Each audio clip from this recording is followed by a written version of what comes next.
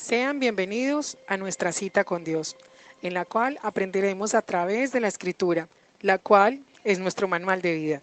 En el capítulo de ayer habíamos visto cómo el río Nilo había sido castigado con la primera plaga, que era la plaga de la sangre. En ese mismo río que había recibido anteriormente los cuerpos de los niños recién nacidos, había recibido también la sangre de los inocentes y por lo tanto había consumido la vida de esos hijos de Israel que eran recién nacidos. Ahora era el mismo río que emanaba putrefacción de las aguas que eran tan necesarias para la supervivencia en un país que en su mayoría es desértico. Por fin la sed de la sangre del faraón podía ser saciada. Él quería sangre, derramar la sangre del inocente. Ahora el río Nilo le ofrecía la sangre a borbotones, pero parece que el faraón no quería tomarse la sangre. Esta plaga entonces hirió al río, del cual en gran medida dependía la vida y el sustento del imperio, del pueblo, de las personas ricas, pero también de las personas humildes. Dios había empezado el juicio contra Egipto.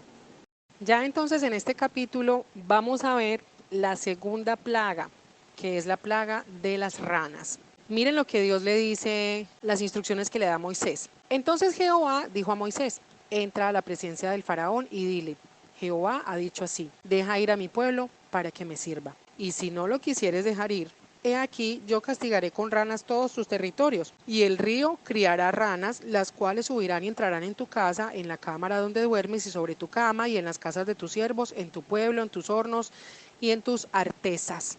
Y las ranas subirán sobre ti, sobre tu pueblo y sobre todos tus siervos. Aclaro aquí una palabra en el versículo 4. Artesas era como una batea, como un recipiente en el cual se molía muchos de los granos que se consumían dentro de la dieta de los egipcios. En otros versículos vamos a encontrar específicamente artesa de amasar. No sé si de pronto alguien recuerda las bateas que utilizaban las abuelitas, que las ponían debajo de la máquina de moler, que eran como largas, y ahí iba cayendo la masa del grano molido, y después en esa misma batea ellas armaban las arepitas, y bueno, generalmente se utilizaba o para eso, o para las tortas de carne molida, o para poner a enfriar la natilla en los diciembres, porque era bastante grande la capacidad de estos implementos. Bueno, en el antiguo Egipto, en la historia del Antiguo Testamento, esa ya no se va a llamar batea, sino que se va a llamar artesa, y era construida a veces en barro cocido, obviamente, otras veces en piedra y muy pocas veces en metal. Bueno, entonces pasamos a explicar el resto. Resulta que como para los egipcios el río Nilo era una deidad, y eso lo explicábamos ayer, y era tan espectacular el río, digamos en el aspecto religioso para ellos, que se consideraba que era una de las arterias que emanaba del corazón de Osiris mismo. Pues entonces todo lo que pasaba en el río iba a ser catalogado como algo mágico, algo sobrenatural, algo de lo cual se tenía que hacer mención de una forma dentro del mundo espiritual. Entonces, uno de los animalitos que abundaban alrededor del río Nilo eran las ranas. Como se multiplicaban tan velozmente, entonces los egipcios decían que era porque ellas tenían esa capacidad de fertilidad en ellas mismas, que la habían heredado o que la habían extractado de las aguas del río Nilo. Entonces, con el tiempo, esas ranas empezaron a ser adoradas como una diosa. Se le dio el nombre de la diosa Heket. Ahí les pasé una selfie que ella se tomó hace un tiempo y me la envió. La diosa Heket entonces estaba simbolizada por la figura de una rana, y se suponía que ella tenía el poder para ordenar sobre este tipo de animales. Otro aspecto muy interesante es que las ranas son anfibios, entonces tienen capacidad de sobrevivir muy bien, tanto en el agua como en la tierra. Entonces, frente a esa capacidad de ser anfibios, los egipcios decían que ellas tenían el poder de estar en los dos mundos, o sea, en el mundo de los vivos y en el mundo de los muertos.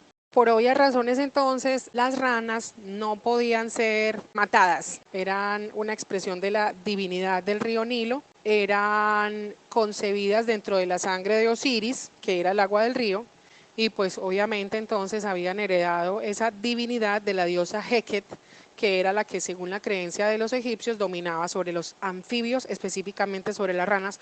Entonces pues tremendo, porque esos animales no se podían matar.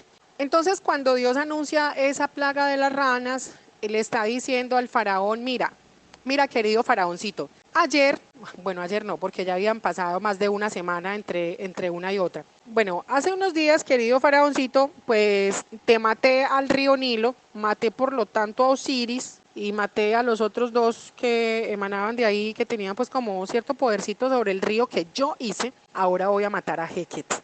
Ahora te voy a demostrar, querido faraoncito, que tengo poder sobre lo que tú crees que es una diosa, que no es Heket la que gobierna sobre las ranas, soy yo. Y como ustedes los egipcios son tan felices con estos bichitos, pues entonces yo en mi infinito amor y misericordia les voy a hacer un regalo y se las voy a poner a que brinquen por todas partes. Eso que ustedes adoran como un dios. Vendrán días, querido faraón, donde será algo insoportable, donde ustedes no querrán ver una rana por el resto de sus días. Resulta que nuevamente frente a esta muestra del poder de Dios y al mismo tiempo del castigo que él estaba ejerciendo contra Faraón y su pueblo, entonces el faraón tiene una fantástica idea, llama a los hechiceros otra vez y estos lo que hacen es empeorar la situación porque hacen también más ranas. Entonces ante esto el faraón pienso yo que se decepciona y pasa a lo que sigue a continuación. Entonces toma lo que sería una muy buena, bueno, la mejor opción que tenía y la única además. Entonces Faraón llamó a Moisés y a Aarón y les dijo, orad a Jehová para que quite las ranas de mí y de mi pueblo, y dejaré ir a tu pueblo para que ofrezca sacrificios a Jehová. Cuando el faraón toma esta decisión, lo que se estaba, digamos, el lenguaje que se estaba expresando a nivel espiritual es, listo Moisés, vea, ya sé que el Dios de ustedes se llama Jehová, y ya entendí que si no es él el que le ordena a las ranas, pues las ranas no se van a ir, ¿cierto? Entonces dice, oren para que las ranas se vayan. Pero entonces Moisés tiene una respuesta tremenda. En el 9 dice, dígnate indicarme cuándo debo orar por ti, por tus siervos, por tu pueblo, para que las ranas sean quitadas de ti y de tus casas y que solamente queden en el río. Faraón le está diciendo de alguna forma, ore por mí, o sea, aquí reunidos, tranquilos, que nadie pues no nos vea. Estamos acá en el salón de la casa faraónica, entonces usted viene con Aarón, bien, oran aquí, suerte, chévere, nos tomamos alguito, compartimos y listo, y chévere, y las ranas se van, porque pues sí, Moisés, usted tiene rosca ahí con el duro, entonces no hay problema. Pero cuando Moisés le dice, dime cuándo debo orar por ti, por tu pueblo, por tus siervos, entonces es como si Moisés le estuviera diciendo, sí, yo quiero orar por usted, pero también lo quiero hacer público, quiero orar por el pueblo, por las personas, por los campos, por todo lo que está siendo afectado en este momento. Entonces como si Moisés le estuviera diciendo, no estoy dispuesto a que mi Dios brille a escondidas. Y entonces el faraón frente a esta respuesta le dice, ore mañana. Yo le hago una pregunta a usted.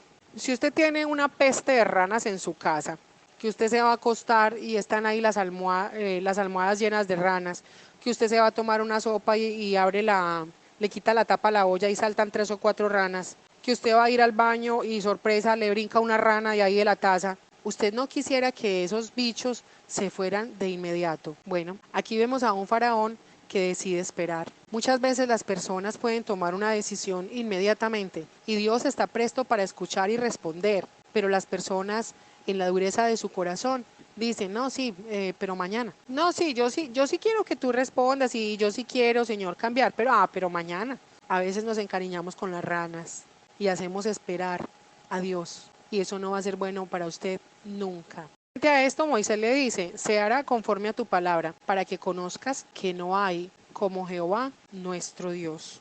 Y las ranas se irán de ti, y de tus casas, y de tus siervos, y de tu pueblo, y solamente quedarán en el río. Moisés le estaba diciendo, ¿cuándo quiere que ore? Porque es que eso también implicaba, porque digamos, el faraón pudo haber dicho, no, yo quiero que oren dentro de una semana. Y entonces resulta que las ranas se podrían ir al día siguiente. Tal vez eso pudo haber pensado el faraón. No, démosle un espaciecito de un día a ver si las ranas por sí mismas deciden irse y entonces así yo me voy a dar cuenta que Moisés es un farsante. Pero entonces Moisés le dice, cuando usted, o sea, en la hora y día que usted quiera que yo ore a Dios, ese día y esa hora, el Dios de Israel va a escuchar y va a responder. Esto hacía entonces que no quedaran dudas de que era Dios el que estaba dando la orden a esos anfibios de que se retiraran, no de que era Heket. la diosa que según la creencia de los egipcios era la que gobernaba sobre estos animales.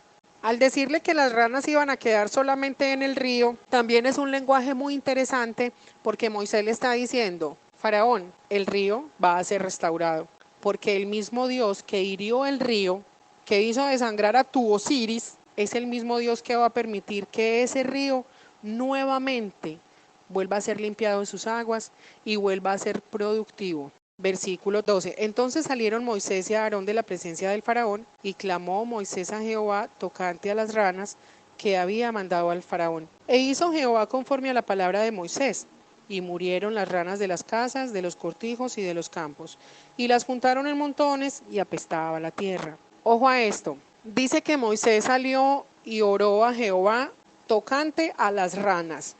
¿Qué enseñanza podemos extractar para nuestras vidas de esa partecita? Que nuestra oración, nuestra petición debe estar muy clara delante de Dios. Hay oraciones en las cuales uno se dispersa, ¿cierto? Entonces a veces tenemos, ejemplo, vamos a suponer que usted necesita la provisión para pagar los servicios públicos, ¿cierto? Y entonces resulta que usted empieza a orar y en su oración usted va a empezar a decirle, ay, Dios mío, mira a doña Pepita que tiene tantos problemas con su marido. Ay, Señor, y mira también a don Juan, pobrecito don Juan, Señor, con esa hija tan calavera. Señor, mira a esa hija calavera. Y usted empieza a hablar y a hablar y a pedir un montón de cosas y un montón de respuestas, pero no ora por su necesidad específica. ¿Qué hubiera pasado si Moisés hubiera tenido una oración dispersa y en vez de pedir para que Dios quitara las ranas, empezara a orar por cantidad de cosas más? Sin duda Dios hubiera respondido a esas otras cosas más, pero las ranas iban a ser quitadas cuando alguien intercediera ante el Todopoderoso para que ese castigo terminara. Entonces ahí yo te invito para que tú analices en tu familia, en ti mismo, en las áreas laborales, económicas, bueno, en tantas áreas que nos afectan a nosotros. ¿Qué está afectando? ¿Qué quieres tú que Dios empiece a sanar en tu vida? Y de eso específicamente empieza a clamarle a Dios y no hagas como el faraón a esperar a mañana o a pasado mañana. Hazlo desde hoy. Saca ese tiempo desde hoy. Ya de inmediato, Señor, tengo esta necesidad. Muchas personas dirán, ah, no, pero es que uno no necesita decirlo pues porque Dios sabe. Bueno, te pongo el ejemplo con un bebé y una mamá primeriza. Imagínese donde el bebé diga, ah, yo no voy a llorar porque mi mamá sabe que yo tengo hambre.